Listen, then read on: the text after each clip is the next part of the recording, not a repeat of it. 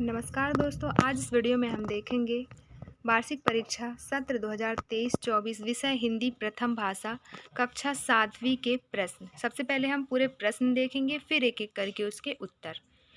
तो आपके 5 बहुविकल्पीय प्रश्नों में पहला प्रश्न है, सरिता कल किस समारोह में गई थी, जिसका उत्तर भी यहाँ पे बताते जा रहे हैं बहुविकल्पीय प्रश्नों के और रिक्त स्थानों के। फिर आगे प्रश्न एक तरफ देख लेंगे, फिर एक एक करके उनके उत्तर देखेंगे।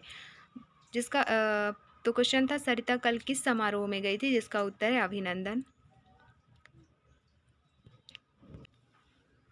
दूसरा प्रश्न है, अंक शब्द का एक अर्थ संख्या है, इसका दूसरा अर्थ क्या है, तो इसका उत्तर है गोद।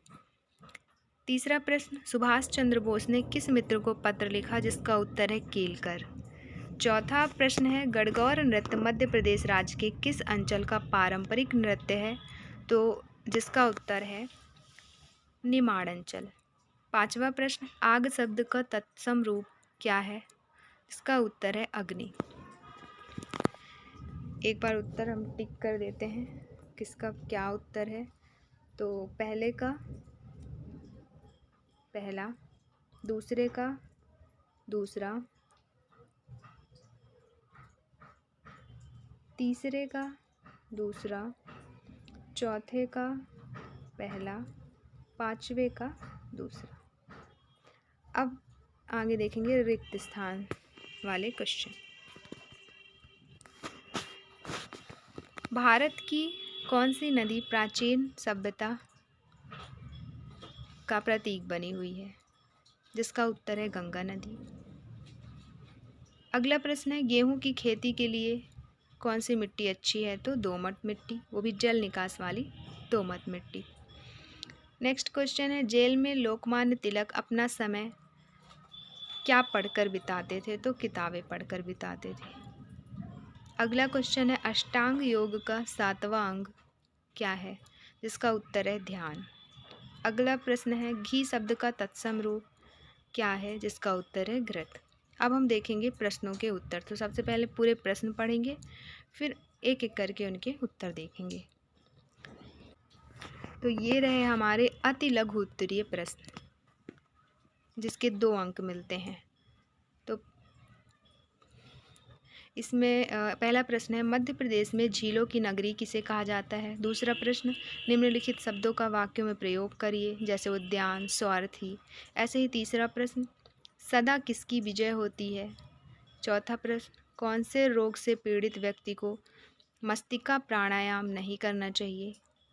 15वां प्रश्न, बेगांव में कौन सी शिल्पकला का प्रचलन है।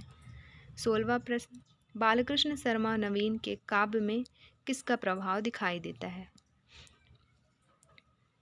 तो जैसा कि हमने पहले 10 क्वेश्चन देख लिए, 11वें से ये क्वेश्चन स्टार्ट होंगे। 11, 12, 13, 14, 15, 16 ये रहेंगे आपके अति लघु उत्तरीय प्रश्न।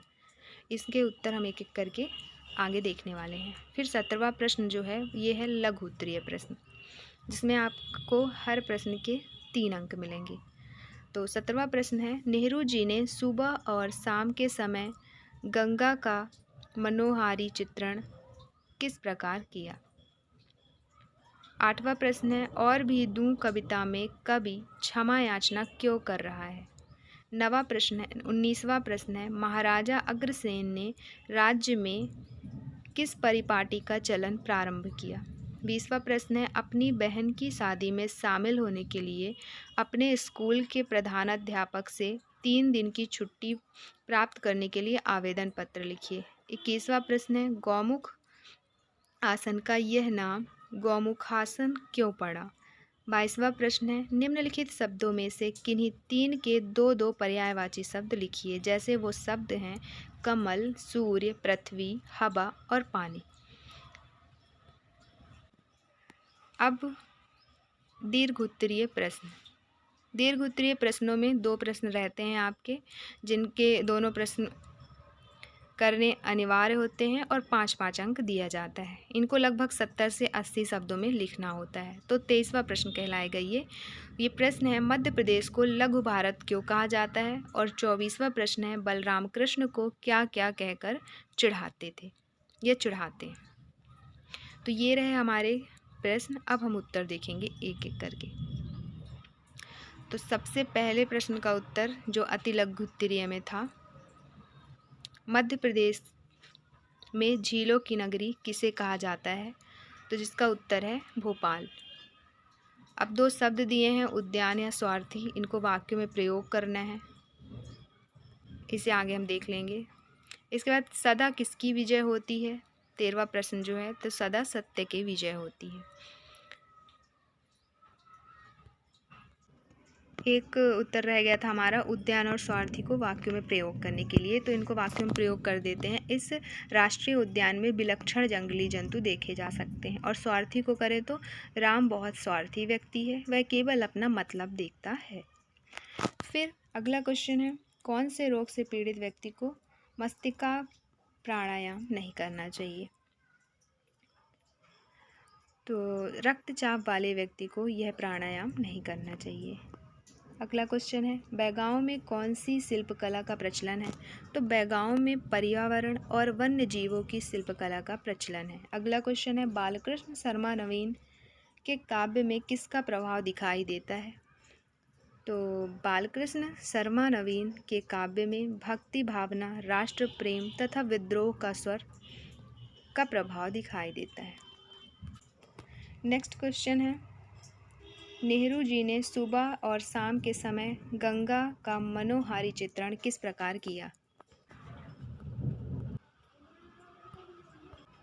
इसका उत्तर है, नेहरू जी ने विभिन्न समय पर गंगा का मनोहारी चित्रण करते हुए लिखा है कि उन्होंने सुबह की रोशनी में गंगा को मुस्कुराते हुए देखा है और शाम के समय साए में उदास काली सी चादर ओढ़े हुए देखा है। ये है इसका उत्तर। अगला प्रश्न है आपका, और भी तू कविता में कवि क्षमा याचना क्यों कर रहा है? जिसका उत्तर है, और भी तू में कवि अपने घर परिवार और गांव से क्षमा याचना करता है क्योंकि वह उनके प्रति दायित्व निर्वाह नहीं करना चाहता। अगला क्वेश्चन है, महाराजा अग्रसेन ने राज्य में किस परिपाटी का चलन प्रारंभ किया? जिसका उत्तर है, महाराजा अग्रसेन ने एक परिपाटी बनाई थी कि यदि कोई व्यक्ति उनके अग्रहा राज्य में आकर बसता है तो प्रत्येक व्यक्ति परिवार उसे एक ईंट और 1 रुपया देगा। अगला क्वेश्चन है, अपनी बहन की शादी में शामिल होने के लिए अपने स्कूल के प्रधानाध्यापक से 3 दिन की छुट्टी प्राप्त करने के लिए आवेदन पत्र लिखिए। तो आवेदन पत्र आपको लिखना है, जैसे सेवा में, सबसे पहले सेवा में श्रीमान प्रधानाध्यापक महोदय, शासकीय माध्यमिक विद्यालय, जो भी है आपका। फिर विषय 3 दिन की छुट्टी हेतु आवेदन पत्र। मान्यवर, सविनय नम्र निवेदन है कि मेरी बहन की शादी 1 जनवरी 2024 को है, अस्तु श्रीमान जी से निवेदन या अनुरोध है मुझे 3 दिन की छुट्टी देने की कृपा करें। इसके बाद दाएं साइड लिखना है लास्ट में, आपका आज्ञाकारी शिष्य है तो शिष्य और शिष्या है तो शिष्या। अगला प्रश्न है, गौमुख आसन का यह नाम गौमुखासन क्यों पड़ा? जिसका उत्तर है, अपने शरीर को गौमुख के समान बना लेने के कारण ही इस आसन का नाम गौमुखासन पड़ा। अगला क्वेश्चन है, निम्नलिखित शब्दों में से किन्हीं 3 के 2-2 पर्यायवाची शब्द लिखने हैं। वो शब्द हैं कमल, सूर्य, पृथ्वी, हवा, पानी। इनमें से जिन भी 3 शब्दों का आपको पर्यायवाची आता है वो लिखेंगे आप। तो जैसे कमल का अगर आपको लिखना है 2-2 पर्यायवाची, तो कमल का होता है पंकज, जलज। ऐसे ही सूर्य का रवि, दिनकर। पृथ्वी का धरा, धरती। ऐसे हवा का वायु, समीर। पानी का नीर, जल। इसके बाद अगला क्वेश्चन है, मध्य प्रदेश को लघु भारत क्यों कहा जाता है? जिसका उत्तर है, मध्य प्रदेश में विभिन्न धर्मों, रीति रिवाजों व मान्यताओं के कारण लोगों को आपस में प्रेम बना रहता है। सभी प्रदेशों में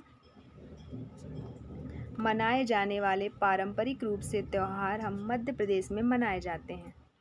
इसी वजह से लघु भारत मध्य प्रदेश को कहा जाता है। अगला क्वेश्चन है, बलराम कृष्ण को क्या क्या कहकर चिढ़ाते थे? जिसका उत्तर है, बलराम कृष्ण को यह कहकर चिढ़ाते थे, ये कहते थे, तुम माँ यशोदा और नंद के पुत्र नहीं हो, क्योंकि वह गोरे हैं और तुम काले हो। तो ये रहे हमारे 24 के 24 प्रश्न, जो वार्षिक परीक्षा सत्र 2023-24 के कक्षा 7वीं विषय हिंदी में के आए हुए प्रश्न हैं, जो 100% ओरिजिनल हैं। वीडियो अच्छी लगी हो और ऐसे ही दूसरे सब्जेक्ट्स के आपको प्रश्न और उत्तर देखने हो तो हमारे चैनल को लाइक, शेयर और सब्सक्राइब ज़रूर करें। धन्यवाद।